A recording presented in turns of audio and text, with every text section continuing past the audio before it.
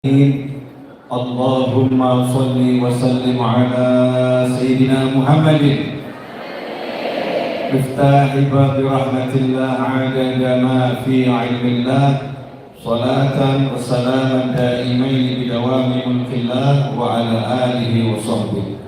اللهم صل على سيدنا محمد صلاة تفتح بها لنا فتوح العارفين وتفقهنا بها في الدين وعلى آله وصحبه. Assalamualaikum warahmatullahi wabarakatuh.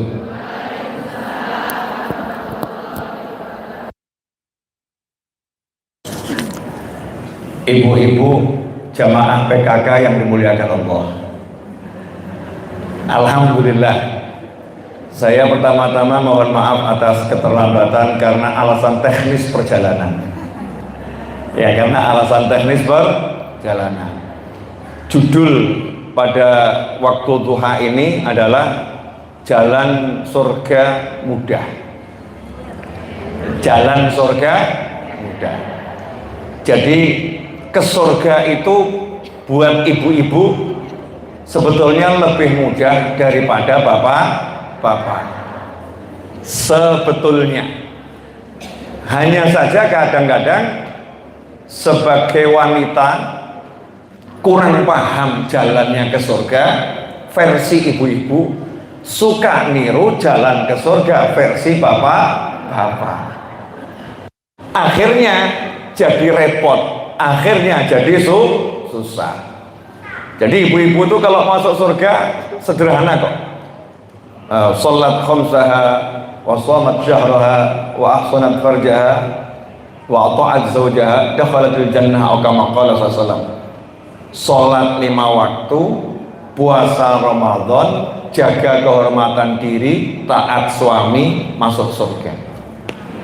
Masya Allah. Mudah atau susah?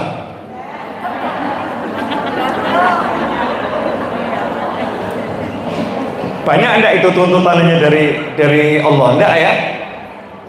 Sholat 5 waktu, semua muslim wajib sholat 5 waktu. Shamat syahraha, puasa Ramadan, setiap muslim wajib puasa Ramadan yang wajib. Kemudian ahsanat farjaha, menjaga kehormatan dirinya, tidak berzina. Ya, tidak berzina. Setiap muslim juga tidak boleh zina. Nah, cuman tambahan satu poin ini yang Masya Allah, perempuan bisa mengalahkan kaum pria dengan satu ini, wa ta'at zaujaha, nurut bojo, nurut sama suami. Pertanyaannya Bu, nurutin suami itu mudah atau susah? Tergantung suaminya. Insya Allah kalau buat Mbak Caca mudah, karena Mas Diko ya alhamdulillah. Ya, buat ibu-ibu seharusnya juga nurutin suamimu mudah. Paling suami itu kan minta dipijitin, betul Bu? Keroin, kopi, teh, sambal goreng, nasi goreng, sop, apalagi? Yang paling mudah permintaan suami adalah anak. Betul Bu? Jadi kalau suami minta anak lagi, ibu-ibu taat atau nolak?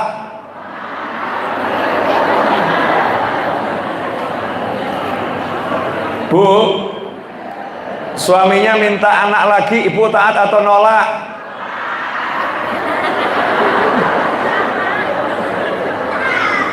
Sekarang saya mau nanya, yang ngasih anak itu suami atau Allah?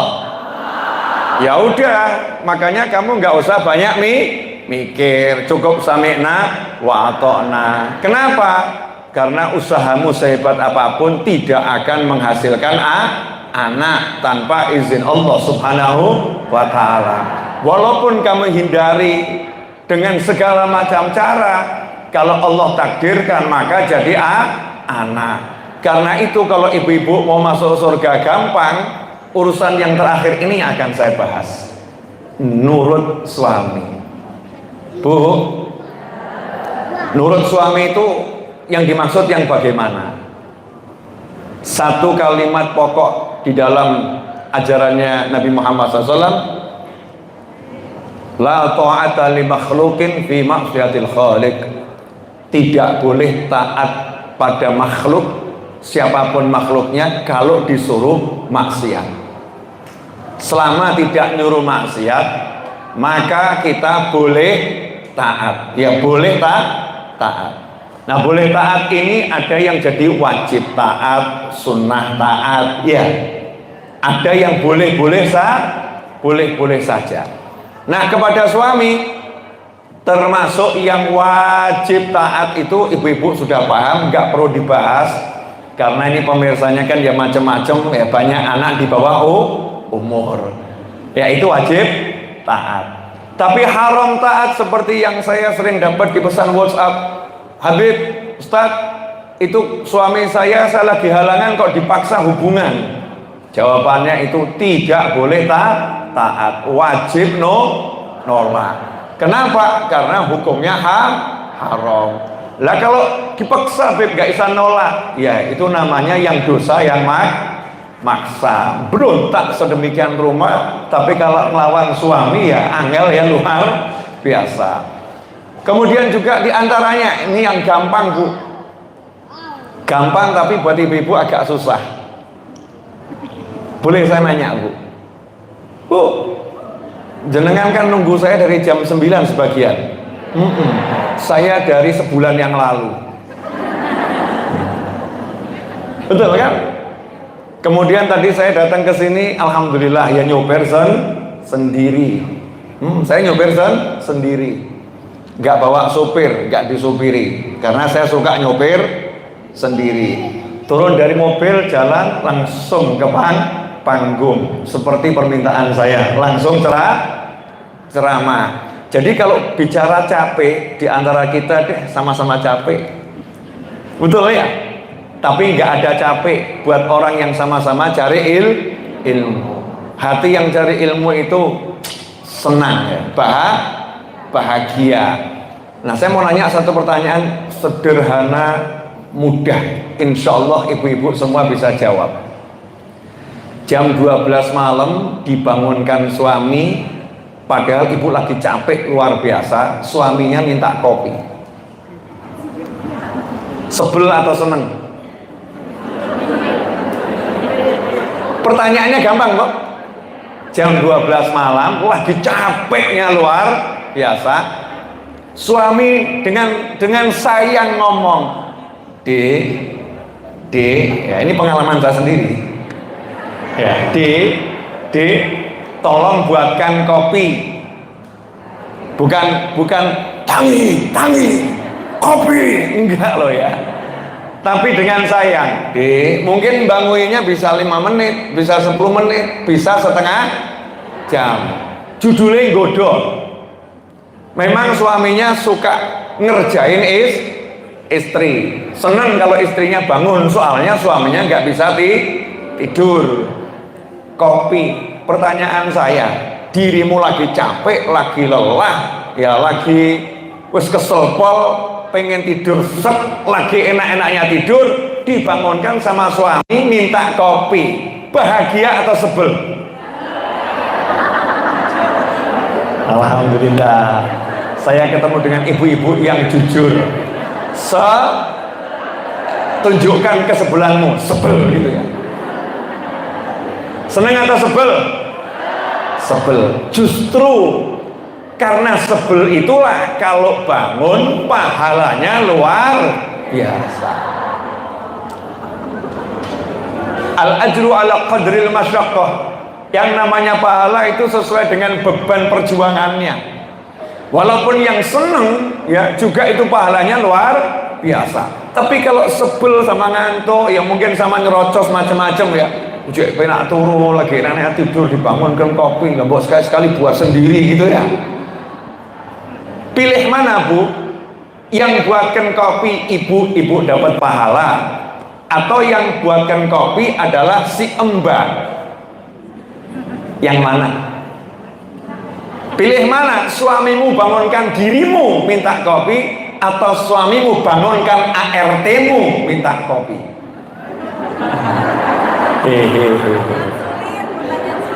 Pertanyaan sulit. Bu, ini kok jadi heboh semua, kenapa? Pilih mana? Ada yang jawab, "Beb, rumah nggak ada ART." Oke. Pilih mana? Suamimu bangunkan dirimu minta kopi, atau suamimu bangun telepon temannya janjian minum kopi? Yang mana? Ibu, yang mana? Bangunkan buat kopi. Lah, kadang-kadang permasalahan yang besar luar biasa itu terjadi karena penolakan kecil, tapi terjadi setiap hari. Asalnya minta kopi, males istrinya. Asalnya minta dibuatkan sambal, males istrinya. Asalnya minta dibuatkan ini, males istrinya. Akhirnya suaminya putus asa. Putus asa, kemudian kok dapat telepon dari teman SMA.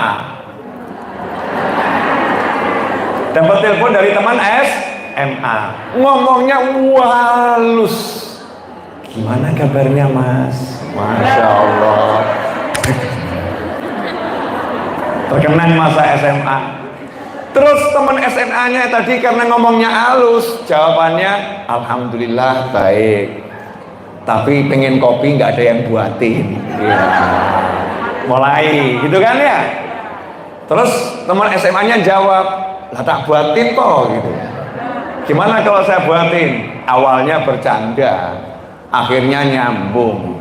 Kemudian tanya sekarang tinggal di mana, akhirnya mampir, disuguhi kopi. Jadi kalau minta kopi akhirnya pergi ke rumah teman SMA.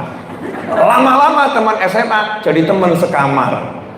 Lama-lama teman SMA jadi teman tidur. Lama-lama jadi istri berikutnya. Masya Allah.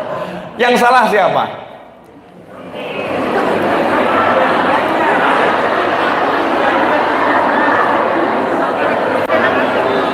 Gara-gara permasalahan sepele. Betul. Masalahnya sederhana. Urusan buatkan kopi. Simple, tapi ternyata itu bisa menjadi jalan ke surga kalau diturutin, bisa jadi jalan neraka dunia kalau tidak diturutin. Sebab katanya Nabi SAW, "Man ata'at zaujaha wa ata'at zaujaha," atau kama qala SAW, nurut sama suami dalam kebaikan, maka dia akan masuk surga. Sehingga kalau dibalik, kalau nggak nurut sama suami, pintu surga tertutup, yang terbuka pintu neraka. Dan neraka itu kan macam-macam. Ada neraka hakiki nanti di akhirat, ada neraka sebelum akhirat, neraka yang di dunia ini. Lah kira-kira kita pengen nggak di dunia merasakan neraka? Kalau saya sih pengen, Rabbana atina fid dunya hasanatan wa fil akhirati hasanatan wa qina adzabannar. Di dunia enak, di akhirat enak, selamat dari siksa api neraka. Ada yang nanya, "Habib, kenapa doanya kok di Al-Quran bunyinya seperti itu ya? Rabbana atina fid dunya hasanatan wa fil akhirati hasanah." Di dunia baik, di akhirat baik. Seharusnya kan udah selesai doanya ya. Di dunia baik, di akhirat baik. Seharusnya udah selesai. Tapi kenapa ada tambahannya? Wa qina adzabannar, dan selamatkan kami, lindungi kami dari siksa api neraka. Kenapa kok ada tambahan itu? Padahal udah jelas di akhirat baik. Sebab di akhirat baik itu ada dua jenis. Yang langsung baik, ada yang mampir dulu baru baik. Paham ya? Yang langsung baik nggak pernah kesentuh api neraka. Yang nggak langsung baik kena neraka dulu, ujung-ujungnya baik. Jelinya Al-Quran kalau suruh minta yang enak, itu yang komplit. Di dunia enak, di akhirat enak, nggak kesentuh api neraka. Itu nikmat yang luar biasa. Dan jalannya buat ibu-ibu gampang. Sholat, puasa, jaga kehormatan diri, nurut sama suami. Bu, tahu ceritanya seorang suami jadi wali gara-gara istrinya kurang ajar?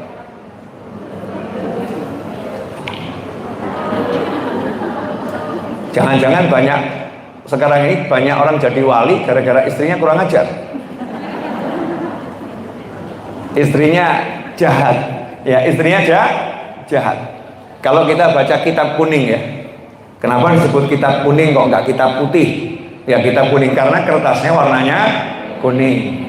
Dulu kitab kuning itu agak dicibir, kitab kuning. Sekarang kalau jenengan pergi beli buku-buku yang modern, itu kertasnya balik lagi. Paper book itu ya, kertasnya kitab kuning.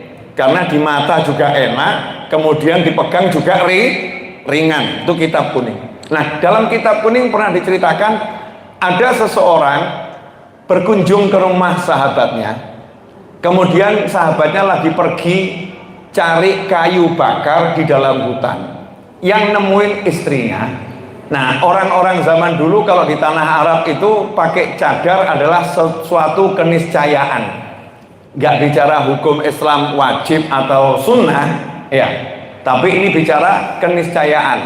Keniscayaan bagaimana? Malu kalau dilihat pria, sehingga wanita-wanitanya bercadar.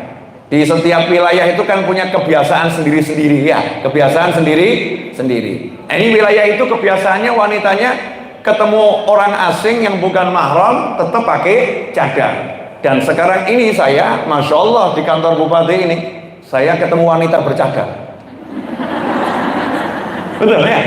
Semuanya bercadar. Masker ini kan cadar. Ini kan cadar modern. Ya namanya masker. Nah, ketemu wanita bercadar, nanya, mana suamimu? Suami saya lagi ke hutan, sebentar lagi balik. Ya udah saya ditunggu di depan rumah gitu. Nggak lama orang ini ketemu, lihat satu orang sampai agak heran. Dia kan lagi nunggu sahabatnya nih, keluar dari hutan, naik macan, naik harimau, kemudian dikawal sama hewan-hewan hutan. Dan di punggungnya hewan-hewan hutan itu isinya kayu bakar semua. Gagah ya, bukan Simba si raja hutan, bukan. Ini naik betul kendaraan itu. Nah, tapi mau nanya yang nggak enak cuman gumun tok gitu. Masya Allah, kok sakti ya sekarang. Nggak berapa lama berselang waktu lewat wilayah itu lagi main ke rumah temennya. Temennya juga masih di hutan cari kayu, ditemuin istrinya, nanya mana suamimu, lagi di hutan, gak lama balik. Tapi saat itu udah beda, kembali jalan kaki, mikul sendiri kayu bakarnya. Disitulah baru nanya, dulu saya lihat kamu itu dikawal binatang buas, naik harimau, ya begitu gagah, kenapa sekarang kamu jalan kaki mikul kayu bakar? Maka dijawab, dulu istri saya itu akhlaknya nggak bagus. Saya sabar ngadepin istri saya, Allah kasih saya keramat, hewan di hutan nurut sama saya. Nah, istri saya yang itu meninggal dunia, saya nikah lagi. Nah, istri yang satu ini baiknya luar biasa. Keramat saya yang kemarin jadi hilang. Paham Bu? Jadi ibu kalau pengen suaminya keramat, ibu yang ya jangan sampai suami kita jadi keramat gara-gara kita kelewat gak berakhlak, kan seperti itu. Nah, kalau kita mau masuk surga gampang, sebetulnya ya resepnya itu. Urusannya suami ini hanya satu, urusannya istri hanya satu, menyenangkan suami di jalan Allah Subhanahu wa ta'ala. Kalau suaminya minta kopi, jangan banyak. Oh nah, saya sudah bawa kopi sendiri, aman, tidak nyindir. Saya kalau minta sama Mbak Caca itu bloko kok. Satu yang saya minta ya itu, tapi nggak ada di sini kelihatannya. Saya itu langganan setia Caca Burgo. itu saya kalau lagi di Jakarta selalu saya GoFood gitu.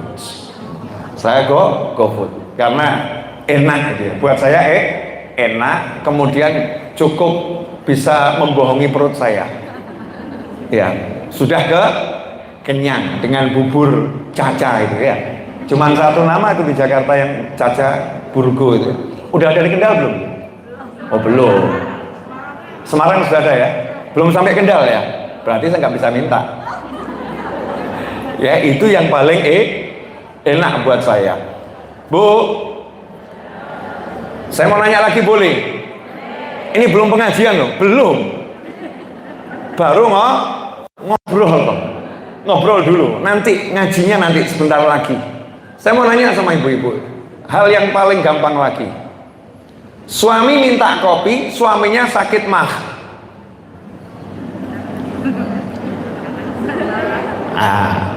Buatkan atau tolak? Buatkan atau tolak? Tolak.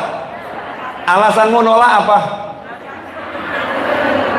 Sayang. Sayang. Pertanyaan saya, kalau ditolak, suami nekat atau enggak nekat? Minum atau enggak minum? Daripada dibuatkan orang, lebih baik dibuatkan siapa?